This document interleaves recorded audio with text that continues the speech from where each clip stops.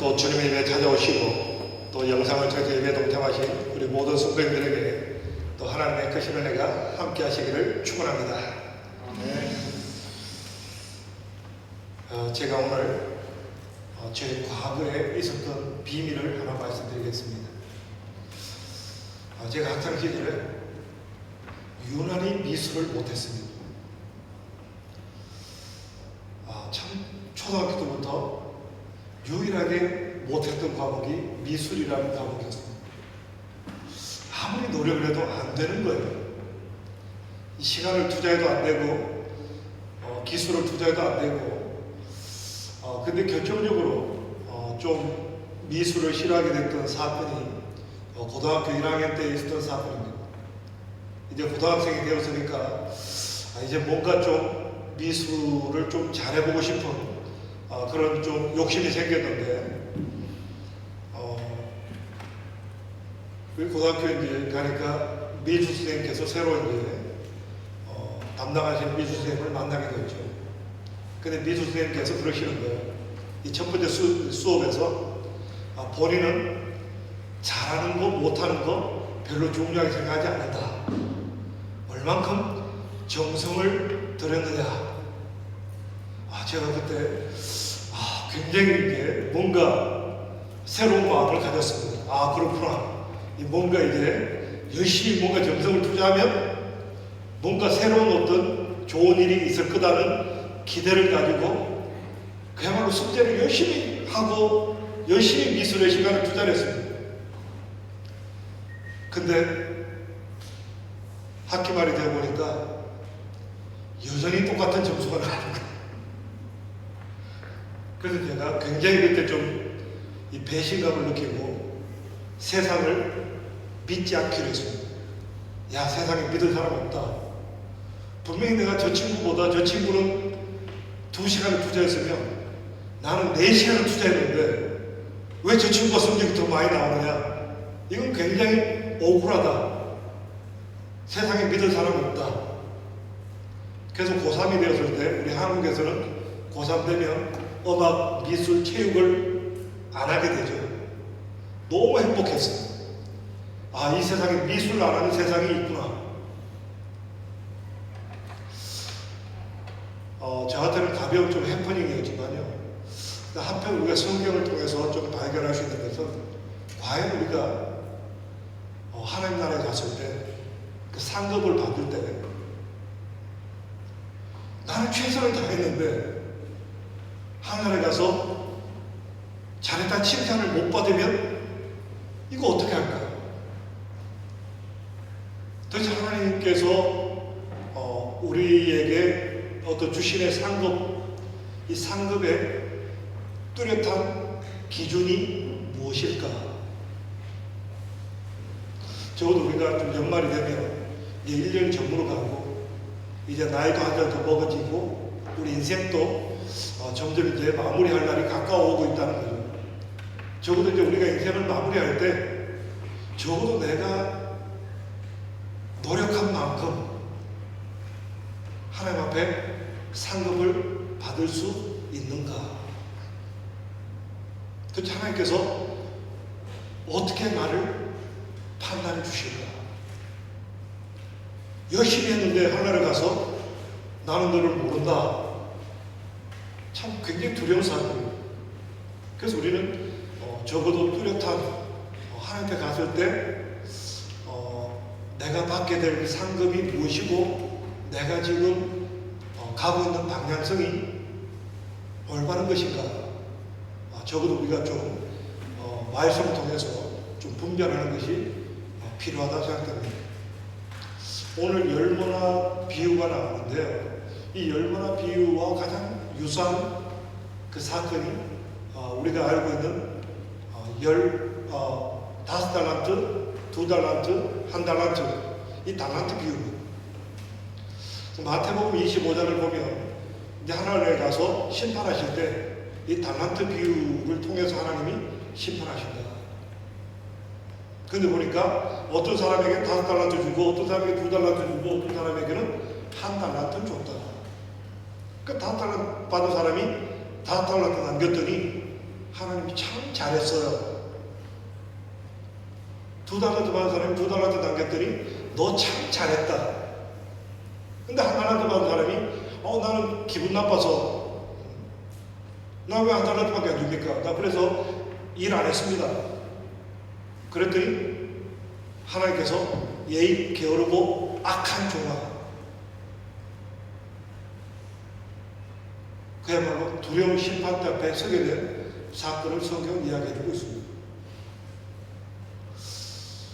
어쩌면 좀 우리는 이 말씀을 볼 때 억울하다, 좀 우리 한국 사회가 보면 좀 억울하다는 분들이 많아요. 누구는 인상 먹고 누구는 누를 먹느냐, 왜 하나님이 누구는 5달란트 주고 누구는 2달란트 주고 왜 누구는 1달란트 주느냐, 이거 잘못된 거 아니냐. 근데 마태복음에서는요, 특별히 마태복음을 쓴 이 어떤 마태, 하나님께서 마태를 통해서 이 마태복음을 기록할 때 주제가 있습니다. 왕 대신 예수 그리스도, 하나님의 절대성. 하나님이 세상을 그렇게 만드셨어요. 여기에 대해서는 감히 누구도 도전하지 말라. 핑계대지 말아라. 나는 5달란트 안 받았기 때문에 억울해서 일 안 했습니다. 나는 2달란트 안 받았기 때문에 억울해서 일을 안 했습니다. 이거는 하나님에 가서 통용되지 않는다. 주어진 달란트에 대해서 최선을 다하는 삶을 살아야 된다. 이것이 우리가 마지막 때 천국에 가서 서게 될 심판대에서 일어날 일이다. 이렇게 마태복음 25장은 말씀해주고 있습니다. 그럼 어쩌면 좀 속상한 분들이 있어요. 세상 참 불공평하다. 어떻게 하나님이 이렇게 불공평하게 하실 수가 있는가? 여기에 대해서 누가복음에서는요, 조금 다른 각도로 우리에게 설명해 주고 있습니다. 그 내용이 오늘 우리가 함께 읽은 누가복음 19장 말씀입니다. 열문화 비유를 하시고 있습니다. 억울할 필요 없다. 우리는 지난주에 로마서 12장을 통해서 우리가 이제 이 세대를 본받지 말고 하나님 원하시고 기뻐하시는 완전한 뜻을 분별해라. 그러고 나서 첫 번째 스텝이 뭐였습니까? 교회 공동체, 원바디, 한몸, 성도로 우리가 부르심을 받았을 때는 한 몸으로 부르심을 받고 한 몸으로 살아가는 새로운 삶을 살아가야 한다. 근데 어떻습니까? 이 한 몸 속에는 예수 그리스도를 믿는 공통점이 있는 반면에 역할이 다르고 은사가 다르다. 몸에 여러 가지 기능이 다른 것처럼 좀 우리가 내장으로 말하면 간의 역할도 있고 위장의 역할도 있고 폐의 역할도 있고 이런 여러 가지 역할들이 있다라고 우리가 나눴습니다. 그 여러 역할들이 하나의 공동체를 이루어가는 것이 그것이 하나님께서 원하시는 삶이다. 그런 관점에서 오늘 말씀을 대입하면 정확하게 맞답니다. 참으로 10문화를 주었다. 10사람에게 한 문화씩 나눠줬다. 우리가 달란트는 다를지 몰라도 우리 몸속에 어떤 위장의 기능이 따로 있고 폐의 기능이 따로 있을지 몰라도 결국은 한 문화의 역할을 감당해야 한다. 각 사람마다 달란트가 많든 적든 그게 문제가 아니라 각자가 맡은 역할을 해나가야 한다. 이게 열문화 비유예요. 우리 성도들은 내가 달란트를 5개 받았냐 2개 받았냐, 내가 금그릇이냐 은그릇이냐 이게 별로 중요하지 않다는 겁니다. 우리 각자에게는 각자에게 주어진 역할이 있다. 그래서 우리 몸속에 있는 그 기능, 그 기관들의 역할을 보면요, 그 과거에는 우리가 맹장이라고 했습니다. 오른쪽입니다. 맹장이. 그 왼쪽 아프면서 맹장이라고 착각하시면 안 됩니다. 맹장은 이 배꼽에서 이 허벅지 사이에 3분의 2 지점을 눌러보면 통증을 느끼는 그 맹장염이에요. 그러니까 우리가 옛날에 맹장염이라고 그랬는데 정확하게 의학용어로 충수돌기라고 해요. 그 예전에는 그래서 우리 어릴 때만 해도 이 맹장은 필요 없다. 그 진화론자들이 설명할 때 인간이 그 진화되다가 진화가 덜 되고 이 마지막 없어져야 되는데 남아있는 게 맹장이다. 그랬는데 요즘은 의학계에서 발표되고 있죠. 아니다. 이 맹장도 기능이 있다.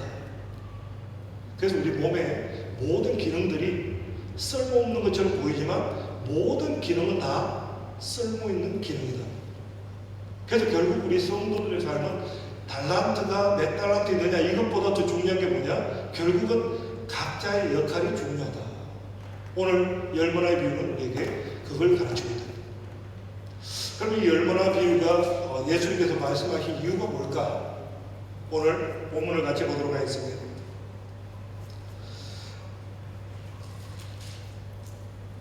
예, 우리 본문 11절 말씀 같이 보도록 하겠습니다.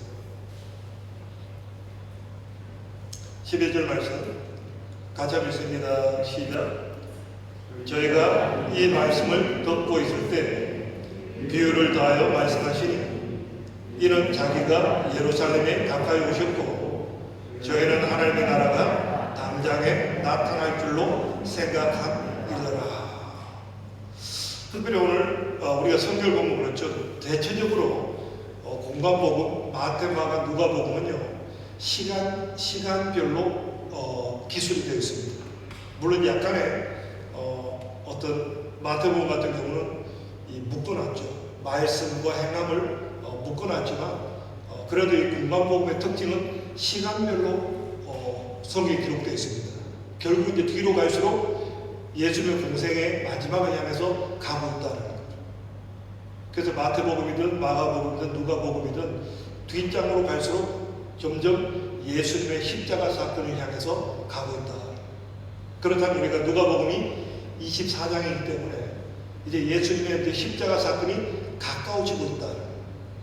이제 예수님의 십자가 사건이 가까워지고 있는데 결국 이제 사람들이 이제 예수님이 세 번째, 실제적으로 네 번째죠. 네 번째 6월절에 예수님이 예루살렘을 향해서 가고 있는데 이제 이번에 예수님께서 예루살렘으로 가시면 새로운 나라가 건설될 거라는 기대가 높아졌습니다.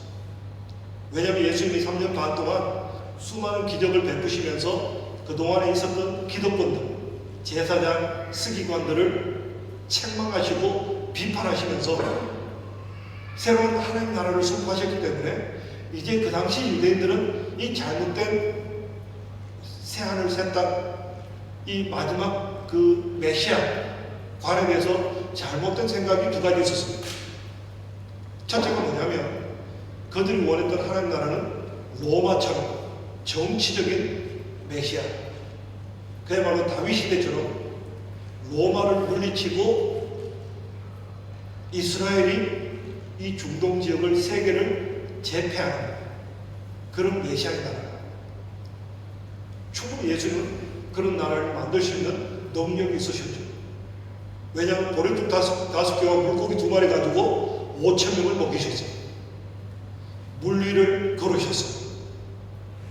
죽은 나사로를 살리셨어요. 이런 어떤 능력의 메시아, 그분이 예루살렘에 올라가시면 기득권자들을 물리치고 새로운 나라를 만드시고 로마를 물리치고 세계를 지배하는 새로운 메시아의 나라가 펼쳐질 거다 하는 기대감이 팽배했습니다. 그리고 또 하나는 이제 곧 하나님 나라가 성경에 나와 있는 그 하나님 나라가 곧 이루어질 거다. 어쩌면 우리가 2000년대를 맞이하면서 굉장히 그 종말론 사상이 팽배했습니다. 어쩌면 지금 우리가 피부로 느끼는 것처럼 이 종말이 다가오고 있다. 곧 하나님 나라가 임할 것이다. 분명히 성경이 말하고 있는 여러 가지 징조들, 사인들이 나타나고 있다. 이런 상황 속에서, 이런 배경 속에서 예수님이 하신 비유가 열문화 비유입니다. 결국 예수님께서 무슨 말씀을 하시고 싶었습니까? 우리 한번 본문을 보겠습니다. 12절 말씀 같이 보겠습니다. 12절 말씀 같이 읽습니다. 시작. 가라사대 어떤 귀인이 왕위를 받아가지고 오려고 먼 나라로 갈 때, 특별히 이제 이 배경이 있습니다. 그 당시 어떤 이스라엘이 로마의 소국이었습니다. 그러다 보니까 헤롯 대왕이 죽을 때 헤롯의 아들들에게 왕위를 주기 위해서는 그냥 헤롯이 그냥 죽기 전에 아들에게 너 왕해라 한다고 해서 왕이 되는 게 아니라 로마에 가서 허락을 맡아와요. 그런 시대적 배경을 가지고 예수님이 말씀하십니다.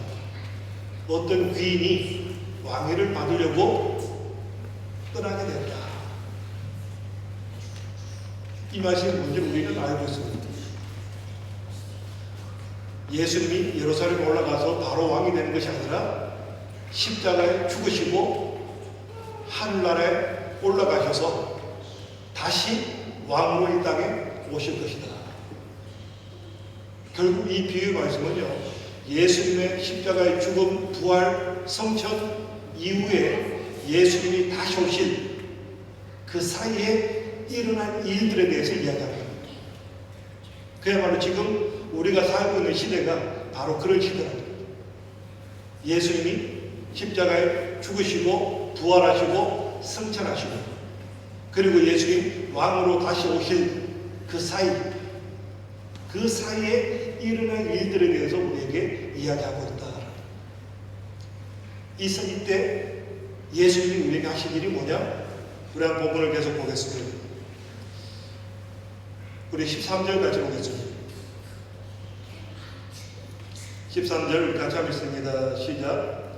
그 종 열을 불러 은 문화를 주며 이르되 내가 도로기까지 장사하니라.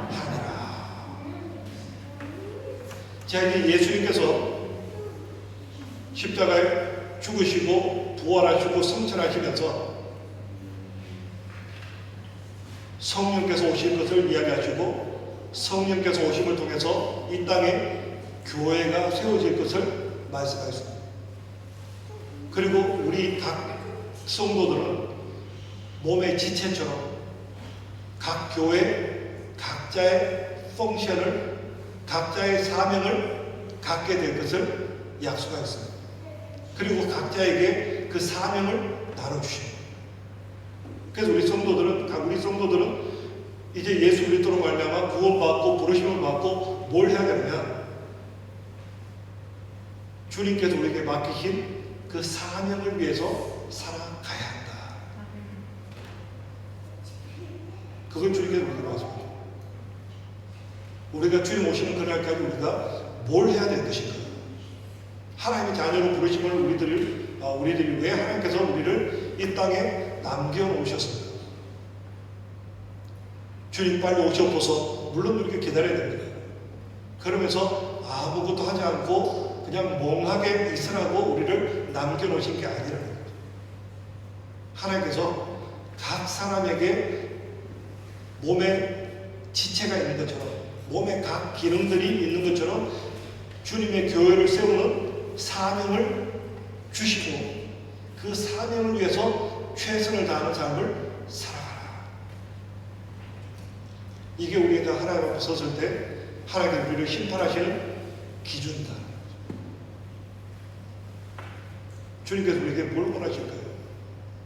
우리가 이 땅을 살아간 동안 내가 어마어마한 재산을 벌었습니다. 내가 어마어마한 권세를 가졌습니다. 내가 이 땅에 살 때 아주 건강하게 잘 살았습니다. 그건 하나의 어떤 과정이지 그게 결과가 아니라 얼만큼 주님의 몸된 교회를 세우기 위해서 헌신하는 삶을 살아간다. 이게 우리가 하나님의 심판대에 갔을 때 시험 용지에 나오는 우리가 답변해야 될 시험이다. 너가 뭐하다 왔냐? 내가 능력도 행하고 기적을 행하는 삶을 살았습니다. 마태복음 7장에 뭐라고 합니까? 나는 너를 모른다. 기적을 베풀고 능력을 베풀었는데 예수님이 나는 너를 모른다. 주님께서 원하시는 판단 기준은 뭘까요? 네가 얼마큼 나의 몸된 교회를 세우는 일을 했느냐. 이게 하나님 나라에 갔을 때 우리의 기준이다. 너가 주님의 몸된 교회, 내 피값으로 산 내 몸된 교회를 세우기 위해서 얼만큼 노력했느냐. 그걸 가지고 물으십니다. 그래서 어떤 사람은 10문화를 남겼습니다. 어떤 사람은 5문화를 남겼습니다.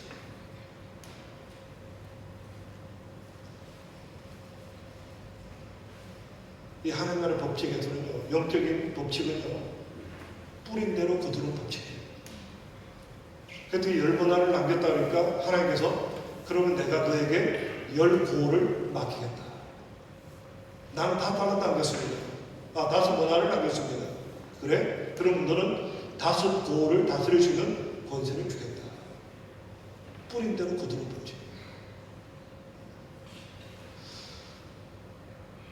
여기에 대해서 또 문제 제기를 하실 수 있는 분들이 꼭 나오게 되죠. 우리가 본문을 같이 보겠습니다. 20절 같이 한번 있습니다. 시작. 또 한 사람이 와서 가로되 주여 보소서 주의 한 문화가 여기 있나이다. 내가 수군으로 쌓아두었으나이다. 나는 전혀 일을 안 했다는 거야. 왜? 우리 한번 21절 보겠습니다. 같이 읽습니다. 시작. 이는 당신이 엄한 사람인 것을 내가 무서워하리라. 당신은 주지 않은 것을 취하고 심지 않은 것을 거두나이다.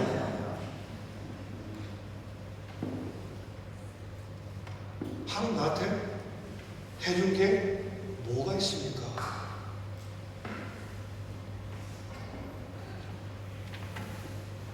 나는 하나님께 받은 것도 없고 그래서 할 것도 없었습니다.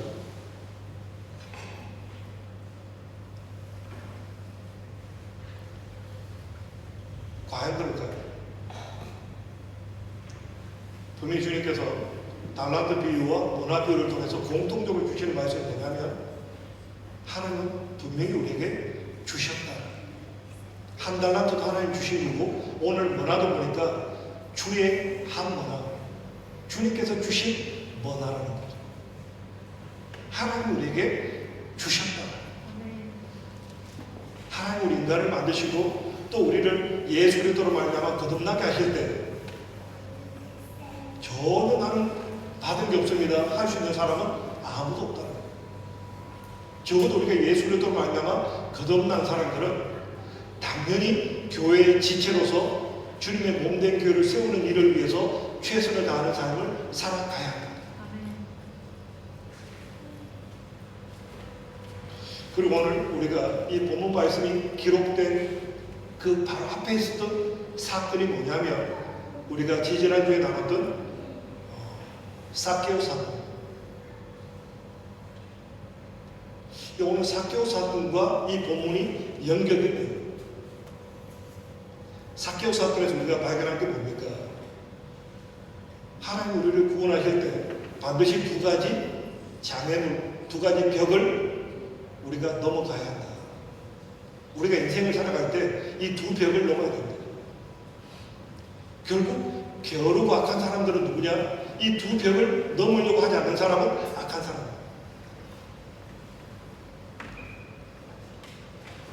예수님이 이 땅에 오셨음에도 불구하고 구원받은 사람이 있고 구원받지 못한 사람이 있어요.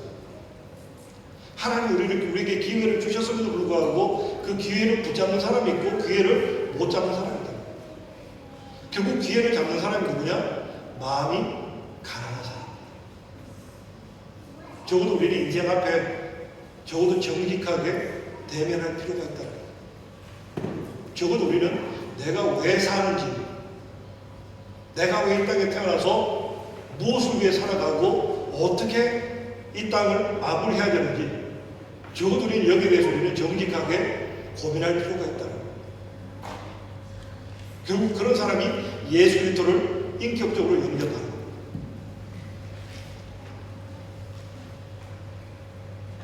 결국 게으르고 악한 사람들의 특징은 뭐냐?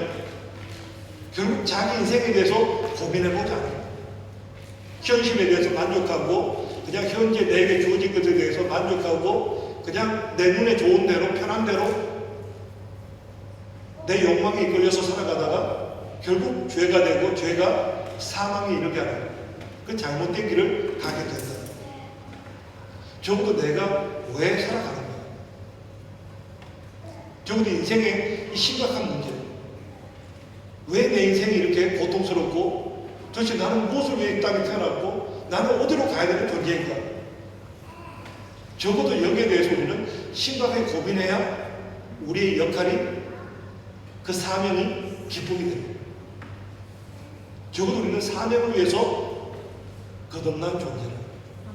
적어도 내가 하나님의 몸된 교회를 위해 교회를 세워나가는 이 어마어마한 사명 앞에 부르심을 받은 자다. 우리가 인생을 마무리할 때 뭐가 남겠습니까?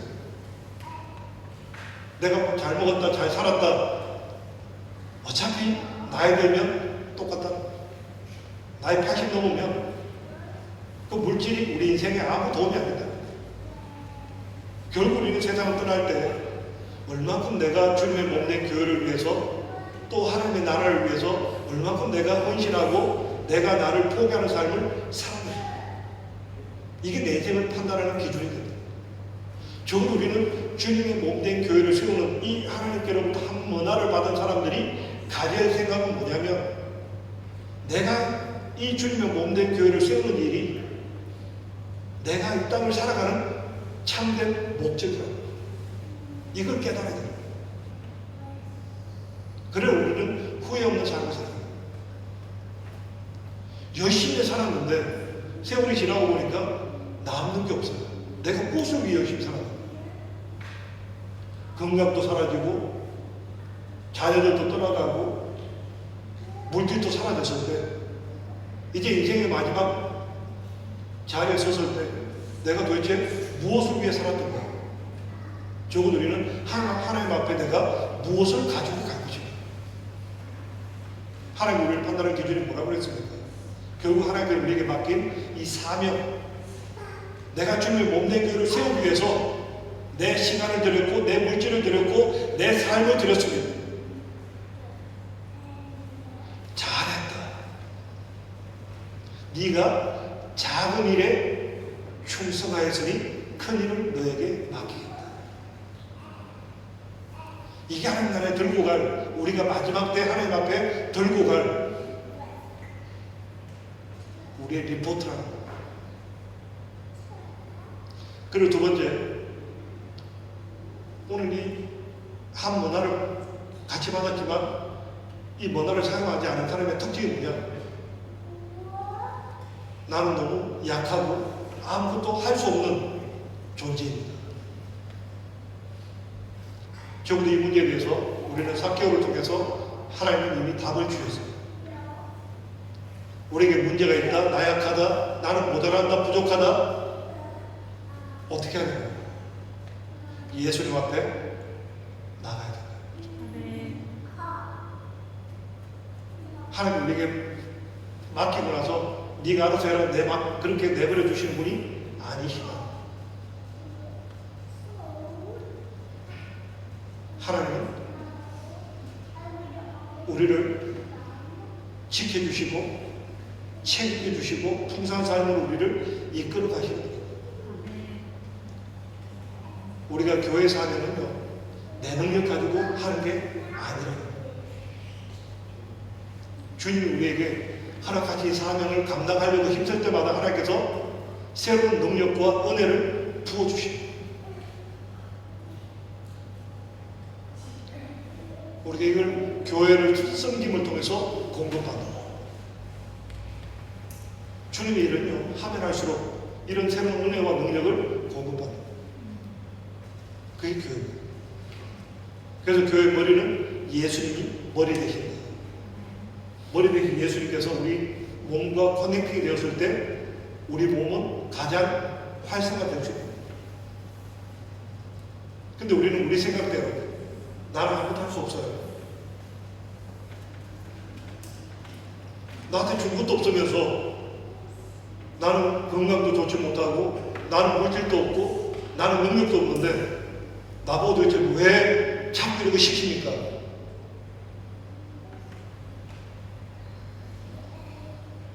이런 사람들에게 성경은요, 게으르고 악한 종이라고 기록합니다. 하나님을 모르는 사람이다. 성경에서 이렇게 말하죠. 자기 아들을 아끼지 아니하시고 우리에게 주시니까 다른 모든 좋은 것을 너에게 은사로 주지 않겠느냐. 너희가 너에게 맡긴 그 사명을 감당하려고 몸부림칠 때 내가 왜 너에게 주지 않겠느냐. 적어도 우리는 사명을 붙잡아야 되지 나를 붙잡고 세상을 붙잡아서는 안 된다. 나는 아무것도 할 수 없어요. 그런 사람은 하나님을 모독하는 사람입니다.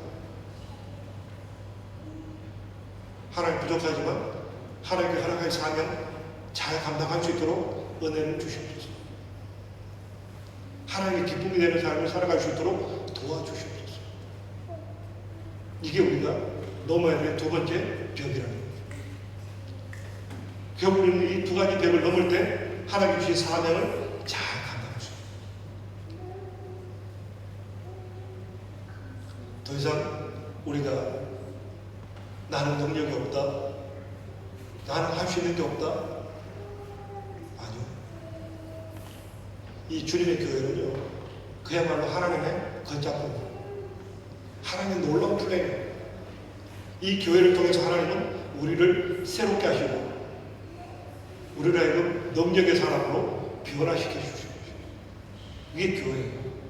교회는 그냥 내가 열심히 일해서 헌금하고 내가 가서 뭘 좀 주님의 교회를 도와주고 교회가 돌아가도록 내가 도와준다. 아니요. 이 교회는 하나님께 세우신 세상을 변화시키는 도구입니다. 우리가 이 땅을 주님 오시는 그날까지 우리가 뭘 해야 될 것인가? 우리가 주님 오시는 그날까지 우리가 해야 되는 이 몸된 교회를 섬기는 거예요. 이게 하나님 우리에게 맡기신 숙제이고 사명입니다. 그래서 우리는 이 교회 속에서 우리는 주님의 몸된 교회를 세우기 위해서 최선을 다해서 내 삶의 우선순위가 주님의 몸된 교회 하나님 나라를 세우는 거예요.